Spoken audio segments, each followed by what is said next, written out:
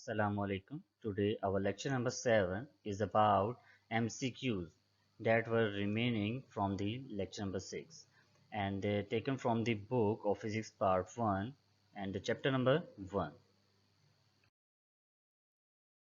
Now let us start chapter number 1, MCQs.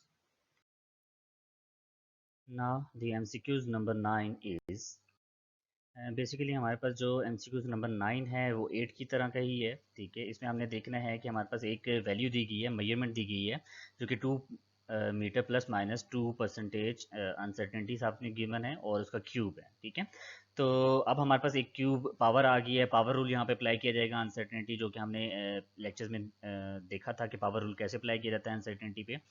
तो measurement तो basically हमने जो हो रहा होता है, ठीक है, मेजरमेंट के साथ वो हमने उसी तरह ही करना होता है। जिस तरह 2 का क्यूब है ना, तो 2 का क्यूब हमने फाइंड कर लेना है। ठीक है, ये तो मेजरमेंट, इसको कैपिटल M कह दूँ अगर मैं, तो 2 का क्यूब हमारे पास क्या आता है, 8 आता है। ठीक है, तो 8 यहाँ पे हम देखेंगे सारे आंसर में 8 यहाँ पे गिवन है, तो वो तो बेसिकली हम आराम से फाइंड आउट कर सकते हैं। ठीक है, तो अगर मैं एरर की बात करूँ तो चीज़ हो रही है पावर रूल यहाँ पे अप्लाई होगा। ठीक है, तो पावर रूल कैसे अप्लाई होता है, जिस तरह मल्टीप्लिकेशन होता है, डिवीजन में हमने रूल अप्लाई करना होता है, तो यहाँ पे भी हमने वही रूल अप्लाई करना होता है, लेकिन थोड़ा सा डिफरेंस आता है कि हमने एरर की जो परसेंटेज अनसर्टेनिटी होती है, ठीक है, वो फाइंड करनी होती है और उसके जो पावर होती है पावर के साथ मल्टीप्लाई कर देना होता है। ठीक है, पावर बेशक क्यूब है, 4 पावर है, 5 पावर है, 2 पावर है। ठीक है, तो पावर से हमने उसको अनसर्टेनिटी को मल्टीप्लाई करना होता है।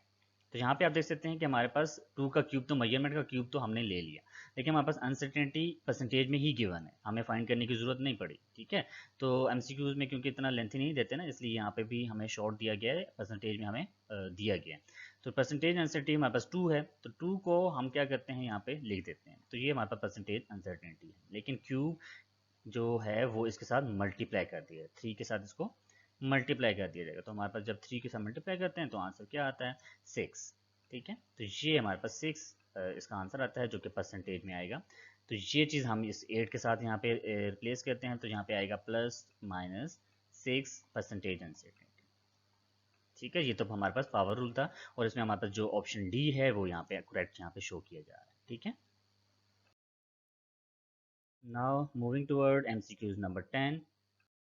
तो एमसीक्यूज नंबर जो 10 है वो गिवन है हमारे पास, the number of significant figures in measurement of 0.0070860 centimetre are. तो हमारे पास जो सिग्निफिकेंट फिगर्स है इसमें कितने हैं वो हमने फाइंड आउट करना है। तो एक चीज़ तो यहाँ पे नोटिस करने की है कि ये जो फ्रंट वाले जीरो हैं जिसको हम यहाँ पे देख रहे हैं, ठीक है, इसकी वैल्यू नहीं होती, इसकी कोई इंपॉर्टेंस नहीं होती, तो हम इसको यहाँ से निगलेक्ट कर देते हैं। तो जो हमारे पास बाकी बच जाते हैं वो कितने डिजिट हैं, 1 2 3 4 5 6, तो हमारे पास 6 डिजिट यहाँ पे इसका आंसर आता है। ठीक है, तो ये हमारे पास सिग्निफिकेंट फिगर्स कितने आ रहे हैं, इसके 6 आ रहे हैं, जो कि यहाँ पे रिप्रेजेंट किया जा रहा है। Now moving toward MCQs number 11। यहाँ पे जो सा MCQ नंबर 11 है उसमें गिवन है, how many significant figures does 1.362 plus 25.2 have. ठीक है, तो यहाँ पे बेसिकली हमारे पास दो मेजरमेंट गिवन है जो कि ऐड हो रही हैं, उसमें हमने देखना है कि उसके अंदर कितने सिग्निफिकेंट फिगर्स मौजूद हैं। ठीक है, तो वो हम कैसे करेंगे, तो हमने सबसे पहले इसको ऐड कर लेना है। तो हमारे पास एक मेजरमेंट है 1.3, ठीक है, 1.362, दूसरी मेजरमेंट को हमने उसके साथ ऐड करना है जो कहता है 25 पॉइंट, ठीक है, 25.2। तो इसको जब हम कैलकुलेटर में सॉल्व करेंगे तो हमारे पास आंसर जो आता है 1.362 प्लस 25.2, तो ये जब ऐड करते हैं तो हमारे पास आंसर आता है 26। ठीक है, तो ये हमारे पास डिजिट से पहले आ गया, जो कि हमारे पास पॉइंट से पहले आता है 26.562। ठीक है, तो अब हमने इसका देखना है कि कितना सिग्निफिकेंट फिगर है इसका, इसके अंदर कितने सिग्निफिकेंट फिगर्स हैं। तो हमने जब हमने आंसर निकाल लिया तो हमने अब क्वेश्चन को देखना है। क्वेश्चन में हमारे पास है 1.362 और यहाँ पे है 25.2, तो इसमें लीस्ट सिग्निफिकेंट फिगर्स किसके हैं वो हमने देखने हैं। तो लीस्ट हमारे पास किसके बन रहे हैं, इसके 3 हैं और इसके कितने हैं, 4। ठीक है, इसके 4 हैं, 1 2 3 4, और इसके कितने हैं, 1 2 3, तो लीस्ट किसके हुए, 3। तो लीस्ट 3 हुए, तो इसमें भी हमने इस आंसर को लिखना है 3 सिग्निफिकेंट फिगर में, जो कि आता है 26 पॉइंट। यहाँ पे राउंड ऑफ करेंगे, 2 तो राउंड ऑफ इसको नहीं करेगा, तो 6 आ जाएगा, 6 इसको राउंड ऑफ करेगा तो क्या बन जाएगा, ये 6 हो जाएगा। 26.6 आंसर इसका करेक्ट आता है। ठीक है, तो इसमें कितने हैं, 3, 1 2 3। तो इसमें कितने सिग्निफिकेंट फिगर्स हमें मालूम हो रहे हैं, 3। तो यहाँ पे 3 इसका जो आंसर है वो ऑप्शन बी है। ठीक है, वो यहाँ पे करेक्ट आंसर आ रहा है।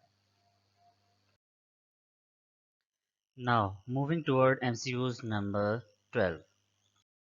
तो अब हम चलते हैं एमसीक्यूज नंबर 12 की तरफ, जो कि है compute the result to correct number of significant digits 1.513 metre plus 27.3 metre. तो सबसे पहले आपको यहाँ पे बताया जा रहा है कि आप देख सकते हैं कि हमने यहाँ पे सिग्निफिकेंट डिजिट को फाइंड आउट करना है। ठीक है, तो जब हम डिजिट को फाइंड आउट करते हैं, तो जिस तरह हमने पीछे देखा था, तो हमें क्या करना होता है, जस्ट सबसे पहले इसको ऐड करना होता है, जिस तरह मल्टीप्लाई किया था, या आप माइनस कर सकते हो। जो आंसर निकालने के लिए आपको रिक्वायर्ड होता है वो आपने करना होता है। ठीक है, तो यहाँ पे भी हम वही करेंगे। यहाँ पे हमने क्या करना है कि यहाँ पे हम ऐड अप करेंगे। ठीक है, तो जस्ट यहाँ पे राइट एड करते हैं 1.513 को ऐड अप करेंगे हम किसके साथ, 227, 27.3 के साथ ऐड अप करेंगे, तो हमारे पास जो आंसर आता है वो 28। ठीक है, कैलकुलेटर में आप सॉल्व कर सकते हो, 28.813। ठीक है, ये हमारे पास प्रॉपर इसका आंसर आता है। इसमें आपके पास ये भी ऑप्शन मौजूद है, ये भी मौजूद है, ये भी मौजूद है। ठीक है, ये भी राउंड ऑफ करके मौजूद है, लेकिन अब इसमें से आपका कन्फ्यूजन आती है कि हमने चूज़ कौन सा करना है। आप यहाँ पे देखो कि हमारे पास 813, तो जिस तरह कि हमने पहले बताया था कि हमारे पास जो क्वेश्चन होता है उसके दो हमारे पास मेजरमेंट है, उसमें लीस्ट सिग्निफिकेंट जिसके नंबर होते हैं ना, उसके हमारे उतने ही हमने आंसर के सिग्निफिकेंट डिजिट काउंट करने होते हैं। ठीक है, वही हमारे पास आंसर में आएगा। तो यहाँ पे आप देखोगे इसका कितने हैं, 1 2 3 4, तो इसमें 4 हमारे पास मौजूद है। ठीक है, और इसमें आप देखेंगे कितने हैं, 1 2 3, तो इसमें हमारे पास 3 मौजूद हैं। ठीक है, तो लीस्ट किसके हुए, 3 वाले के, तो यहाँ से भी हम यही काउंट करेंगे, आंसर में हमारे पास 3 ही होने चाहिए। तो यहाँ पे आप देखोगे 1 2 एंड 3, तो हमारे पास क्या बना, जो आंसर आएगा वो हमारे पास 28.8 आएगा। ठीक है, इसको राउंड ऑफ करके हमारे पास 8 ही आएगा। अगर कोई वैल्यू यहाँ पे चेंज होती तो हम इसको राउंड ऑफ करके यहाँ तक पहुँचते। ठीक है, तो यहाँ पे हमारे पास जो आंसर है वो 28.8 है। तो अगर 3 राउंड ऑफ करे 1 को तो वो कर नहीं सकता, इसलिए 1 ही रहेगा। तो इसी तरह हमारे पास जो 1 है वो 8 को राउंड ऑफ नहीं कर सकता, तो वो 8 ही रहेगा। ठीक है, तो यहाँ पे आप देख सकते हो हमारे पास जो आंसर करेक्ट आंसर आ रहा है वो बी ऑप्शन यहाँ पे चूज किया जाएगा। ठीक है, now moving toward MCQs number 13। तो यहाँ पे आप देख सकते हैं कि एमसीक्यूज नंबर 13 पे हमने हमारे से पूछा जा रहा है, if 7.635 and 4.81 are two significant numbers. तो हमारे पास दो सिग्निफिकेंट नंबर्स दिए गए हैं, their multiplication in significant digit is. तो हम दो नंबर को पहले मल्टीप्लाई करेंगे और उनका जो सिग्निफिकेंट डिजिट कहाँ तक पहुँचता है वो हमने यहाँ से काउंट डाउन करना है, फिर वो लिख देना है। ठीक है, उसी में से हमने यहाँ से ऑप्शन चूज करना है। ठीक है, ये 4 ऑप्शन दिए गए हैं, इन्हीं को चूज कर लेना है। तो आप चारों ऑप्शन में देखो 36.72 तक आ रहा है। ठीक है, तो ये मैक्सिमम 36 तो सब में है। ठीक है, तो यहाँ से हमें चूज़ करना थोड़ा आसान हो जाएगा। कैसे होगा आसान, तो मैंने जैसे बताया था कि हमारे पास आंसर में भी कितने होने चाहिए, 3 लीस्ट होने चाहिए। जो क्वेश्चन है ना, क्वेश्चन के जो लीस्ट सिग्निफिकेंट फिगर्स होते हैं ना, नंबर्स होते हैं, उतने ही आंसर के सिग्निफिकेंट डिजिट्स होने चाहिए। तो यहाँ पे आप देखो इसके कितने हैं, 1 2 3 4, तो इसके हमारे पास 4 मौजूद है। लेकिन इसके कितने हैं, 1 2 और 3, तो इसमें हमारे पास 3 मौजूद हैं। तो हमारे पास आंसर में भी कितने आने चाहिए, 3 आने चाहिए। तो यहाँ पे आप देखोगे आंसर में 3 यहाँ पे आ रहे हैं। तो ये तो डायरेक्ट आप यहाँ पे फाइंड आउट कर सकते हो। ठीक है, डायरेक्ट भी दे सकते हो, और इसी तरह वो हमने जिस प्रीवियस किया था 7.63, ठीक है, 5 को एडअप करोगे हमारे पास 4.81। तो हमारे पास एडअप करने के बाद हमारे पास आंसर क्या आता है, 36.724 3 एंड 5। तो हमारे पास ये इसका आंसर आता है। तो यहाँ पे आप देखोगे कि हमारे पास जिस तरह कि मैंने बताया था कि यहाँ पे हम देखते हैं लीस्ट सिग्निफिकेंट डिजिट आंसर में, उसी का होगा जो हमारे पास क्वेश्चन में मौजूद होगा। तो यहाँ पे 4.81 है, तो इसमें 3 है, तो हमने भी 3 काउंट करने हैं, 1 2 एंड 3। तो हमारे पास आंसर क्या आता है? 36। फिर वही बात है कि इसको राउंड ऑफ करना पड़ेगा, ठीक है। तो राउंड ऑफ कैसे करेंगे? 5 इस 3 को राउंड ऑफ करेगा, ये 4 हो जाएगा। तो ये 4 आगे 4 को नहीं कर सकता, ठीक है, आगे 4 2 को नहीं कर सकता, 2 नहीं हुआ तो 7 एज इट इज आ जाएगा। तो 7 हमारे पास फिर वही आंसर आ जाता है, डी ऑप्शन। तो करेक्ट आंसर क्या हुआ? डी ऑप्शन इसका correct answer. Now moving toward MCQs number 14। तो एमसीक्यूज नंबर 14 जो से हमारे पास यहाँ पे बताया गया है, the precision of measurement 385,000 kilometre is. तो हमारे पास इसमें हमने देखना है कि प्रिसीजन कितनी है। तो प्रिसीजन डिपेंड करता है हमारे पास सिग्निफिकेंट नंबर्स पे। तो यहाँ पे आप देख सकते हो कि हमारे पास जितने सिग्निफिकेंट नंबर्स आ सकते हैं, यहाँ पे किलोमीटर है ना, तो किलोमीटर में 1000 होता है, ऑब्वियस सी बात है। तो 1000 किलोमीटर यहाँ पे यूज किया जाएगा, और 1000 नंबर पे हमारे पास यहाँ पे कोई डिजिट आ रहा है, ठीक है। तो ये भी आप देख सकते हो कि 1000 1 2 3 3 जीरो यहाँ पे मौजूद है, ठीक है। उसके बाद एक डिजिट आ रहा है, तो यहाँ से भी आप देख सकते हो कि हमारे पास आंसर सी बन रहा है। और एक आपके पास एक और ऑप्शन देख सकते हैं कि किलोमीटर में हमारे पास जो कब सबसे कम देखा जाता है वो 1000 की डिजिट पे देखा जाता है। तो यहाँ पे 1000 किलोमीटर इसका आंसर होगा, जो कि सी पार्ट इसका बेस्ट ऑप्शन यहाँ पे चूज किया जाएगा, ठीक है। Now moving toward MCQs number 15। तो यहाँ पे हम एमसीक्यूज नंबर 15 को देख रहे हैं, जिसकी डायमेंशन यहाँ पे गिवन है M naught L naught T not, ठीक है। 0 0 0 भी कह सकते हैं, नॉट भी कह सकते हैं। तो यहाँ पे इसका मतलब क्या हुआ कि इसकी कोई डायमेंशन ही नहीं है, ठीक है। एम भी 0 है, एल भी 0 है, और टी भी 0 है। और ये उसका सिंबल है, जो कि हम उसकी फॉर्म में लिखते हैं, मैट्रिक्स की फॉर्म में। आर डायमेंशन ऑफ, ये किसकी डायमेंशन बन सकती है? तो यहाँ पे हमें 4 ऑप्शन दिए गए हैं, strain, refractive index, magnification, all of these. तो ये 4 ऑप्शन है, इन चारों ऑप्शन में से हमने सेलेक्ट करना है बेस्ट कौन सा होगा। तो ये जो सा हमारे पास स्ट्रेन मौजूद है, ठीक है। तो स्ट्रेन हमारे पास क्या होता है? Change in length divide by length, ठीक है। तो हमारे पास ये दोनों लेंथ के ही डिवाइड होता है, रेशो होती है। तो हम क्या कह सकते हैं, इसका सेम यूनिट है, ठीक है। तो यूनिट यूनिट कैंसिल हो जाएंगे, तो आंसर क्या आएगा? 0। तो यूनिट ही नहीं होता, ठीक है। स्ट्रेन का कोई यूनिट नहीं होता। इसी तरह रिफ्रैक्टिव इंडेक्स देखा जाए तो वो भी, उसका भी यूनिट कोई नहीं होता, क्योंकि वो दो एंगल के दरमियान में हमारे पास डिफरेंट रेशो होती है, ठीक है। तो हमारे पास दोनों का आंसर जो सा होता है वो कैंसिल हो जाता है, जिसकी वजह से हमारे पास इसका यूनिट भी नहीं होता। और मैग्निफिकेशन का भी यूनिट नहीं होता, जिसकी वजह से हम कह सकते हैं कि इन तीनों की डायमेंशन नहीं होती। तो डायमेंशन इन तीनों का आंसर क्या आया हमारे पास? M naught, L naught, T naught आ जाता है, ठीक है। तो बेस्ट ऑप्शन इसका क्या रहा?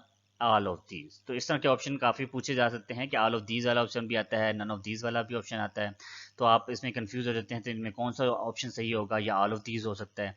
तो इसमें आपने देखना होगा 1 बाय 1, ठीक है। A option, B option, C option, तीनों का देखा, तीनों करेक्ट हैं, ठीक है। तो इसका मतलब क्या हुआ, ये आप जो करेक्ट बना वो आपके पास ऑल ऑफ दीज यहाँ पे आ जाता है, ठीक है। Now moving toward MCQs number 16। तो एमसीक्यूज नंबर 16 हमारा लास्ट एमसीक्यूज है of chapter 1। The dimensions of torque are. तो हमारे पास टॉर्क की डायमेंशंस क्या होती हैं, क्योंकि ये हमारा लास्ट टॉपिक था डायमेंशंस चैप्टर 1 का। तो यहाँ पे हम देख सकते हैं कि डायमेंशन के 2 एमसीक्यूज आ चुके हैं, 16 एंड 15। तो 16 में हमने टॉर्क के डायमेंशन को फाइंड आउट करना है, और उसको हमने चूज करना है कि इनमें से कौन सा ऑप्शन करेक्ट है। तो टॉर्क का सबसे पहले आपको फार्मूला आना चाहिए। Torque is equal to R cross F होता है, ठीक है। क्रॉस को हम ज़्यादा इस पर फोकस नहीं करते, सिर्फ आर और एफ होता है। तो आर हमारे पास रेडियस है, उसका यूनिट क्या होता है? मीटर, ठीक है। लेंथ का जो यूनिट होता है। और फोर्स का हमारे पास क्या होता है? इसको अगर मैं लिखना चाहूँ तो वो हमारे पास के जी एम एस माइनस 2 होता है, एम एस माइनस 2। तो ये हमारे पास के 2 यूनिट आते हैं, ठीक है। तो अगर मैं इसको कंबाइन कर दूं तो हमारे पास क्या बन जाएगा यहाँ पे? के जी, ठीक है। के जी आ गया, एम स्क्वेयर हो जाएगा क्योंकि एम 2 दफ़ा हो गया, और सेकंड माइनस 2 हो जाएगा, ठीक है। तो ये हमारे पास का आ जाता है। तो आपको पता होना चाहिए कि जो के जी होता है वो मैथ्स का यूनिट होता है, और उसको मैं कैपिटल अगर इस डायमेंशन में लिखना चाहूँ तो वो कैपिटल एम से रिप्रेजेंट करता हूँ, ठीक है। और डायमेंशन का सिंबल साथ में लिखना पड़ेगा। इसी तरह जो एम है, ठीक है, वो लेंथ का यूनिट होता है, तो इसके लिए हम इसको जो डायमेंशन लिखते हैं वो कैपिटल एल लिखते हैं। तो इसको हम इस तरह लिख सकते हैं डायमेंशन की फॉर्म में, ठीक है। इस तरह जो सेकंड है हमारे पास, वो हमारे पास क्या होता है? Capital T. तो कैपिटल टी हम इस सिंबल में लिख सकते हैं, तो ये जस्ट हमने इस तरह लिख दिया। तो इसकी अगर मैं डायमेंशन लिखना चाहूँ, ठीक है, डायमेंशन कैसे लिखूंगा? कैपिटल एम, क्योंकि एम एक दफ़ा है, और स्मॉल एम जो सा है, ठीक है, वो आप देखोगे कि हमारे पास कैपिटल एल है, तो यहाँ पे हम कैपिटल एल लिख देंगे, ठीक है। Capital L. तो ब्रैकेट तो हमें डालनी पड़ेगी क्योंकि स्क्वायर ब्रैकेट डालनी होती है, डायमेंशन की एक सिंबल है, ठीक है। एल स्क्वायर हो जाएगा क्योंकि मीटर का स्क्वायर।